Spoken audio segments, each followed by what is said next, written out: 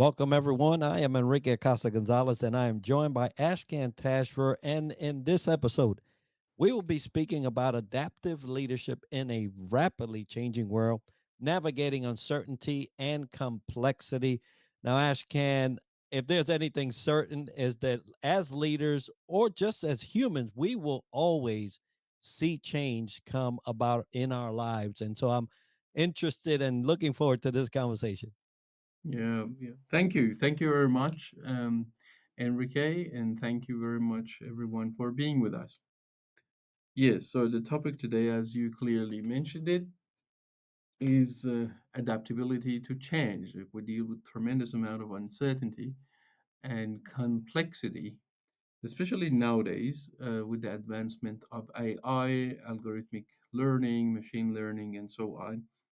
New technologies that basically, in part, they've freaked everyone out, uh, and in part, like lots of people are leveraging them quite well in excelling in whatever basically they try to pursue. Okay, so how about we create the context, Enrique, right in the beginning? Um, so when we talk about adaptability, what comes to your mind? What do you have to say about adaptability? Yeah, well, and you're talking about the specific of the word. It is the Mm, ability to go from one way of thinking of a matter and being able to adjust that to meet the needs of the certain situation that is at hand, right? Being flexible, being able to go from one point to the other without being too rigid. yeah, yeah. So Martin Heidegger, the German philosopher, talks about this concept called Dasein. In some other episodes, we've talked about it a bit more, but Dasein in simple language to me is your unique experience of life. Now, why Dasein matter?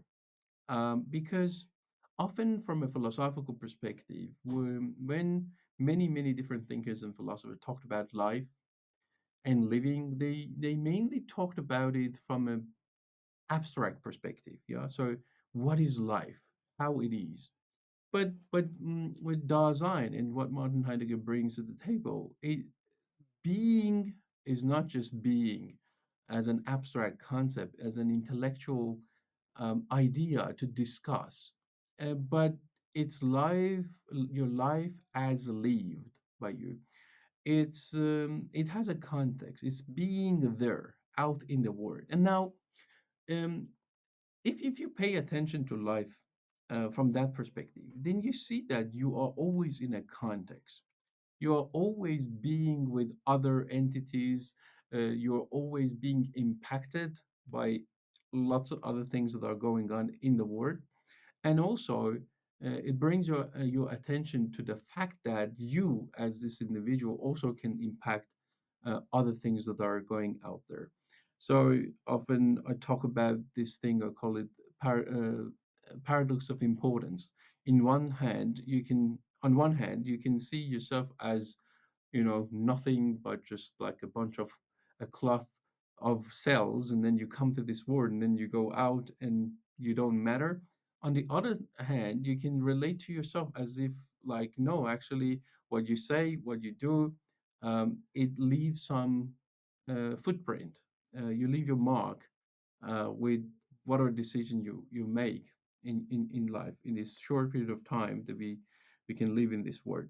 So now, because this context is there, um, and because you are not the only um, entity that has a will, a volition, then you need to play this game of complexity in relationship with others. Yeah, you're always being with others, and Martin Heidegger called this Mitsein in German, or being with. Yeah, so we are always being with. Like I'm being now with you. I'm being with our audience, despite the fact that I have never seen them. Yeah. So now, so in that, then obviously a consequence of that is there's going to be lots of changes. There's going to be all of these different forces, entities, wills, and volition that are going to change and transform whatever is going on. So the market is going to change, the demand of the market is going to change, the expectations of your employees in your organization is going to change, various different cultural norms are going to change. And all of these things are changing all the time as we're sitting here and talking. And while it may seem obvious, um, down deep there, it's really, really real and confronting. And while it's obvious, we don't sometimes want to be with that because, like, in the laws in physics, there's inertia. Like we want to stay as we are, yeah. So we don't want to change, and that's very ironic. Like lots of things are changing. We are part of that change, but at the same time, we are resistant to the changes, yeah. So when we talk about adaptability, um, so the Oxford Dictionary defines adaptability as, and I read it from there, the quality of being able to adjust to new conditions. So these new conditions are going to come up as we keep going, as we live our lives, and we just need to adapt. Yeah, and anthropologically, if you look into the history of humankind, we can clearly see that the ones that they remained and they went through the evolution and the journey of evolution or the process of evolution are the ones they could adapt better and better. So we don't have dinosaurs anymore. They go in extinct because they couldn't adapt. Yeah, that's in the simplest way that we can put it. So adaptability matters. We need to be able to adjust to the new conditions. Now, one more thing I would like to throw there, and then I pass it to you, see how things are landing for you. Um, See, often we would love to think that our identity is quite fixed. This is me. And when we talk about authenticity, then we go, oh, I want to be me. But the reality of me or I, or yourself is it's not as static as or as fixed as what we wish it to be sometimes. Because you're not just a person. You're not just a person. You are a community of people distributed across the time. Because as we go through these conversations, as we live our life, various different things are going to impact our experiences. They're going to impact our identity as well. And so this inauthenticity is there that I am fixed. This is me. This is my personality type, this is my characteristic, as if like it is so engraved like into the stone.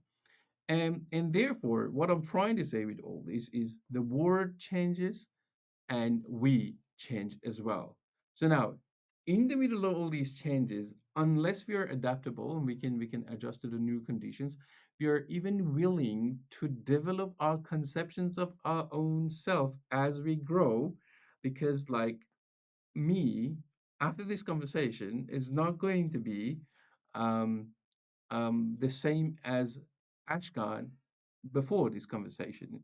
So yeah, outside world is changing, and our internal world also is changing, and the game is in the middle of all of these changes. So if we will relate to life and all there is in it, ourselves and everything else, all the content of this universe, as we interact with many of them. If we start relating to life as what I just described, what do you think is going to be the impact of that? Like if you start relating to life like this, Enrique, what do you think is going to change in your mind, in the way that you approach life? Yeah, as he was talking, I was reflecting on how a leader would even wrap their head around this, because it really Mm, would benefit a leader in such a powerful way to mm, reflect on not only the fact that the world is changing and that they are going through changes, but those people they're leading are going mm, through similar or different changes on their own, and they react differently to the external change of the world, right? So it is so dynamic. And when we talked about navigating uncertainty and complexity, this is one of those complexity type of situations where if leaders were to adopt that thinking, it would Mm, drastically change the way they lead their people. It would be just amazing. yeah, yeah. So, but so what would be the first step to this adaptability? I mean, okay, so the acknowledgement of the nature of how things are, like things change. That's a kind of both metaphysical and physical axiom. That this is a law that it applies. Yeah, so things change. Now, the first step perhaps would be the acknowledgement of that. But what then? Okay, so you acknowledge that. So what you're going to do about it? Well, if you're looking at next steps from acknowledgement, it would be to find out how this relates to your people. If you're leading, how do your Okay. people think about this? And because just you alone coming to this epiphany of how the world is changing and you're changing at the same time and you got to navigate, that's great Mm, as a leader. But now you have yeah, to translate that to your people and see how they're adopting to that. sure. See, the thing is, as we're intellectually talking about this, like many may say, oh, I mean, this is as if like saying that as obvious as like having some lollipops and then say, oh, the lollipops are sweet. I mean, yes, of course it is. Uh, but the thing is, intellectually relating it like that, it doesn't necessarily translate into no, I live my life like this because of this conception. You can simply look into your life as a person and then you see that no, I actually get stuck in this kind of a mindset that how can I say? So we neglect, like we know that all things are changing, but somehow there is this fantasy down deep there that we think that no, things are going to go as they were going, and that's perhaps the source of that inertia. Like we don't want to you don't want to acknowledge deeply that yes, things change. So it's simple to grasp it, but to relate it back to the context of your life and let that influence the way that you're making your decisions, that's another thing. So this is basically where I often talk about reception, perception, and conception. So we perceive that um, in a way we understand it, but that doesn't immediately turn into wisdom or practical knowledge that then from now on, whenever I'm making decisions, that so um, we ignore that. We ignore that. We neglect it. We neglect this very fact. And if you look into the type of decision that we make today, for example, like arguing with our partner quite heatedly, yeah. So we get stuck in this mundane or day-to-day activities we are involved in. But then we forget that all of these things are changing in the world. Yeah. Now, so I would say after acknowledgement, one very, very important step is go, okay, if things are changing, my conceptions of things also should change. For example, I relate to money in a certain way. I relate to my partner in a certain way. I relate to business or commitment or responsibility or other things. I relate to them in certain way. I relate to the government in a certain way. But the people in the government change. The system is changing constantly. We're creating lots of policies with no garbage collection, really. Yeah, so we're just piling up all of these policies, regulations. We're regulating everything, and so many changes are there that we may not necessarily pay enough attention to. And part of it, beyond that lack of willingness, as we said, we human being, we have that kind of resistance. There's also um, technical issues that we may deal with because our brain capacity is limited. Our computation power is limited. There's the explosion of big data. So there's all these things are changing, and you receive all of these data. Some of them you turn them into a more structured manner for yourself, and you are informed and you receive the information. But you can compute everything. So you have limited capacity in your brain and in your attention. Like you can't constantly watch all the news, read all academic papers, and just be on top of all changes, all massive changes in high tech and technology in general. So so therefore, this is our vulnerability that one, we know things are changing. Okay, so we acknowledge that, but then this is our vulnerability, deep vulnerability, that we cannot be on top of everything. We cannot know everything and constantly upgrade our conception, or make our conceptions more and more accurate and authentic, as I often say. So, what are you going to do about that? Like, what would be your response? The fact that you may not have everything in the bag. Yeah, or you may not be able to. I mean, like, definitely you're not able to keep developing authentic conceptions of everything or upgrade your conceptions of everything as they're changing. Well, that's why we have others. You mentioned earlier that Oh, we're not here by ourselves, right? And we're not living, yeah, we're not being by ourselves. The beauty of the world is the fact that we do have each other. And yeah, one of the things that we negate on top of, realizing, oh, change is happening and we got to, we have to adapt is the fact that there's somebody next to us that may have the piece of the puzzle to our missing, our puzzle that can actually benefit us. We can benefit them. And that's the yeah. beauty of relationship. Yes, that was beautifully said. Like, um, so in my study of highest achievers, the ones that are highly effective, one of the very common characteristics amongst all of them is they are quite effective. They gain mastery in tapping into other people's knowledge and resources. That's what they do. Yeah. And and and that's not very intuitive, by the way, sometimes. Because see, like you have your, let's call it pride or unhealthy relationship with your ego. I should be the one who does this and who does that. I need to fix it by myself. I'm an independent person. These are like lies. These are like inauthenticities. Yeah.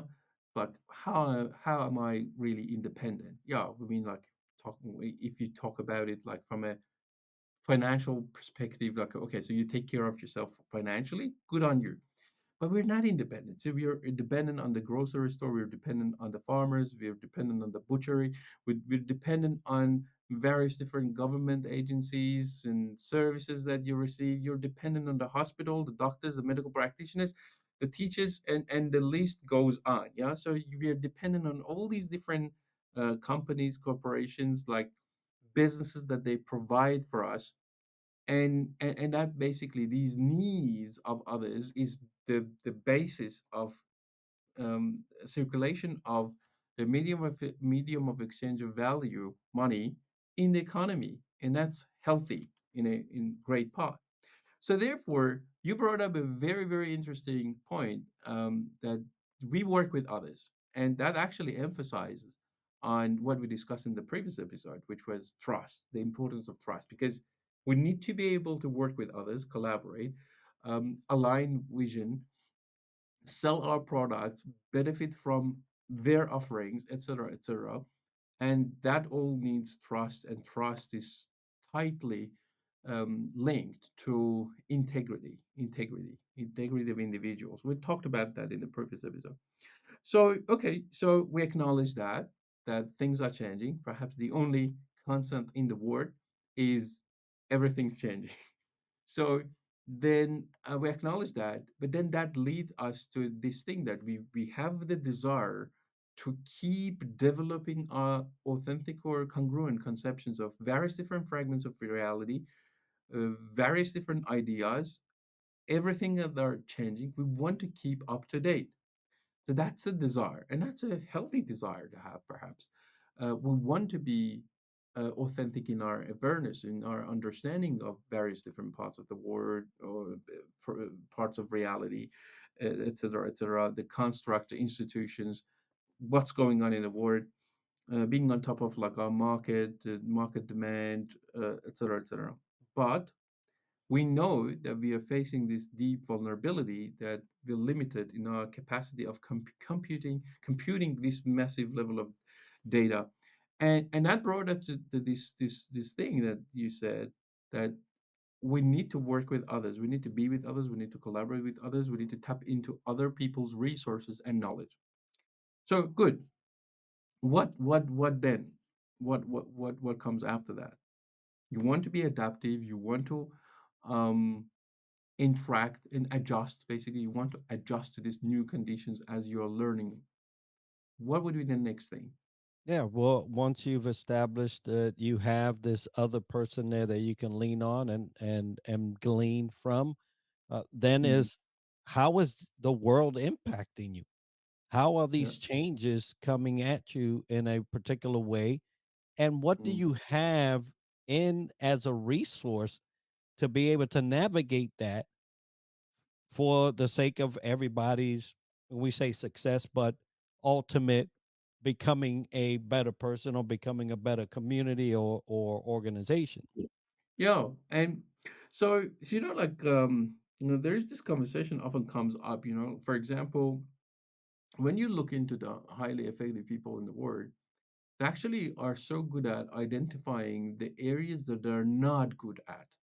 Yeah. So they can go deep, and then they can identify their um I don't like to call it like weak points, but the areas that basically they know that they don't have a sophisticated or authentic conception of, or they're not even willing to go into that area. So for example, a typical successful entrepreneur would be the one who actually may not be the expert in everything. You can be expert in everything, but as a leader of an organization or a startup or a business, you have authority. You have a level of authority over all these experts that they perhaps have mastery in their field.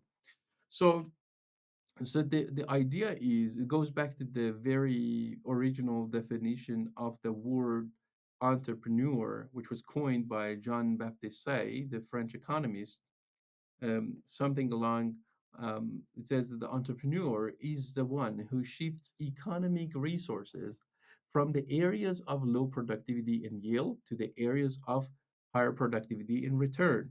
So the idea is like you bring all these different knowledge, experiences, skill sets, and like different people, and you also inject some monetary capital. That's also a very important resource, and as a result, the what may come out of this whole process, um, it's not going to be a mathematical aggregation of these points. Yeah, so it's going to develop synergic level of result. Like it's like 2 plus 2 plus 2. It's not going to be 6. It's going to be, I don't know, 100. Yeah. And that's exactly where the surplus value is going to be created.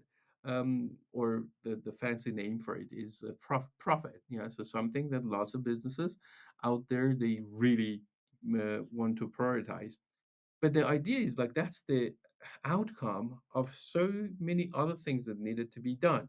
And that's why it's extremely important for us to actually be on top of some of these changes through building connections with the people, not only the people that we employ, but also the people that we work with as consultants.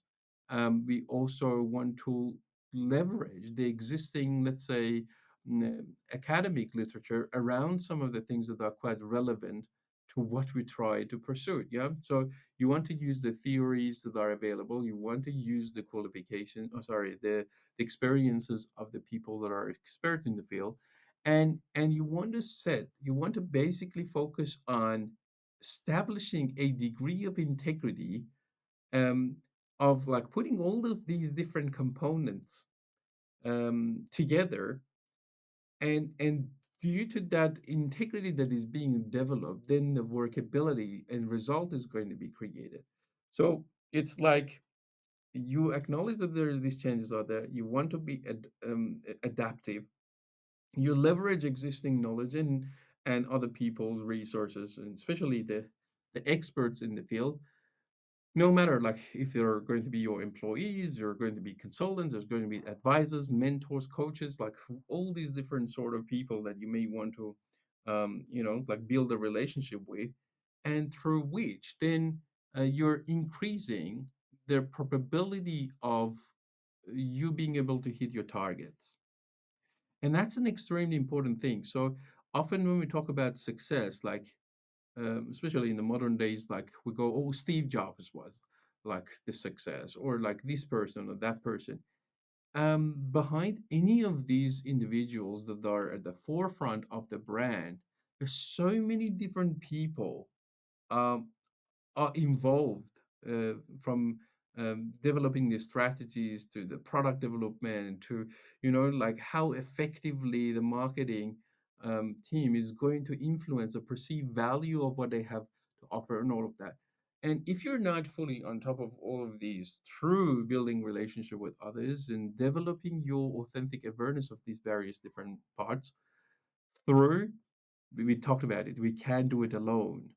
Through building effective relationship, workable relationship with others, particularly the experts in the field and coaches and consultants and advisors and mentors and all that, you may be smart enough to manage to persevere and get some result, but it may take you a very, very, very long time. And you're going to just not avoid repeated mistakes. So this is exactly like what I would like to emphasize on this, and then pass it to you. So let's see what you have to say about working with others. I mean, the importance of coaches, mentors, advisors, and experts in the fields, consultants. Now, this is extremely important and often gets overlooked by people that they don't know the value of having right people working with you. And like sometimes when I talk to some entrepreneurs, particularly, I say that why you don't get coaches on board.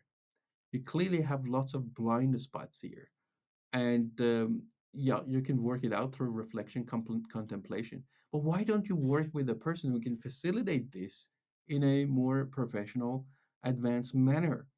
Then that clarity is going to be generated, so that then what sort of things you need to address. Or for example, why don't you have mentors that they have gone through this whatever you're going to achieve, so that you can learn from their experiences, so that you can avoid or limit the number of um, common mistakes that you're going to make, etc., etc. One of the things that comes up, Enrique, is very interesting. So, oh, like I don't have the luxury to have luxury of having all of those people. I can't afford it. Yeah. So the thing is, many of these things. So, for example, developing an advisory board is not going to be like you don't necessarily need to pay people for that. Like, and there are people experienced in those fields that they would love to really pass on their knowledge. Like they take pride in it. But also, like okay, so getting working with consultants are expensive. Working with coaches can be expensive. The thing is, it's not like you can afford it, therefore you don't do it and you deprioritize that. And they often say that, oh, this is for like rich people, or these are like for the people that they can afford it. My answer to them is no. The fact that they are rich, the fact that they can afford it, is partly tied to this idea that they got others involved in the process of their growth and the growth of their business. So it's the other way. So you want to have the right people to work with you, to deal with identifying the parts that you need to address, to work on this adaptability that we are talking about, to deal with this complexity that you are going to navigate and tremendous amount of uncertainty. You want to leverage other people, and and that is going to increase the probability of you actually getting where you want to go. So it's not like these are like expenses that you just like throw it away and then it goes away. If you know how to choose the right people to work with, that's not an expense, that's an investment. So you invest and you buy your time. Yeah, otherwise you're going to go in and make more and more mistakes and everything. So what do you have to say about that in the context of what we're discussing? Uncertainties, complexities, adaptability, and the limitations that we just talked about in working with others. Like, what do you have to say, Enrique? Yeah, well, I think you summed it up pretty well. And I often see that debate, right, when I'm coaching or when I'm having some type of dialogue with a potential client. Typically, right around the time that the pricing comes up is usually Yeah, when they say, "Oh, well, I can't do that." And hey, everybody has to make a choice, but I agree with you in the sense that I will see that person come back later on, months after yeah, they've nothing gone about through, trials and tribulations again, in order for them to try to invest. And then at that time, it may be more expensive, right? Because things change, right? We're always in a constant flux of change. When we're talking about leadership and all the things that we've mentioned up until this point, navigating was in the title because that's very important. You yeah, have to know how to navigate through all these episodes of life, whether it's, you realizing it, you bringing in people, you applying the strengths to a ultimate success. All those things require you to have the ability to navigate. When you mention, hey, bring in a coach, hey, bring in an advisor, that's part of navigating. Sometimes you don't have the vessel to navigate that type of water that you're in at the moment. And so you'll need to bring in other ships, right? Bigger ships. You wouldn't go in a rowboat out in the Pacific.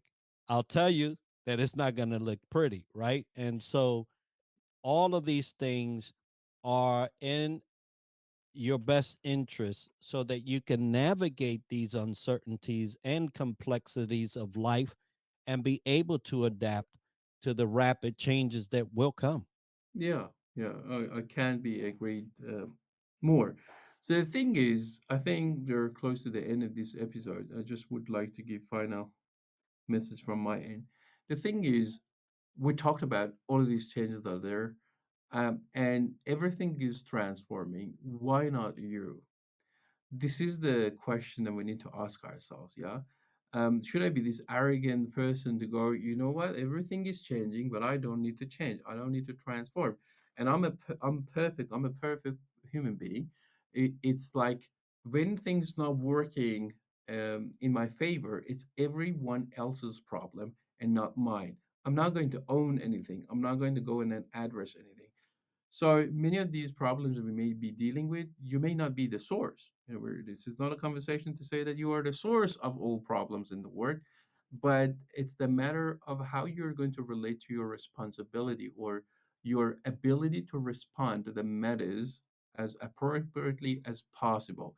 It's it's your desire, it's your willingness to be a primary cause of the matters that life brings to you regardless of the source. And that what counts. You can't control everything. You're not the only one who's existing and who has a will in volition. There's all these forces out there, but you have too. But but it's not like you can exert your power or exert your will over everything else. So there's an acknowledgement of these changes out there. At the same time, and I think there should be this acknowledgement of like I need to change. I need to transform the way that I'm relating to so many different things. And that's a very, very important thing. Like often people talk about mindset. I don't often use that term, but yeah, so you have this series of attitude towards things.